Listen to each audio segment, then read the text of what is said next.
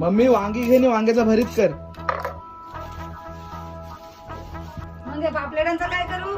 अरे पापलेट आणलीस? हा, मग रेवली ती वांगी पापलेटांचंच कर भरीत. मसाला फ्राय करू का रवा फ्राय करू? दोन्ही पण कर. ठीक आहे. अगो पापलेटवाली होशील का माझी नवरी, माझे मनान भरलीस कौरी. अगो पापलेटवाली होशील का माझी नवरी, माझे मनान भरलीस कौरी.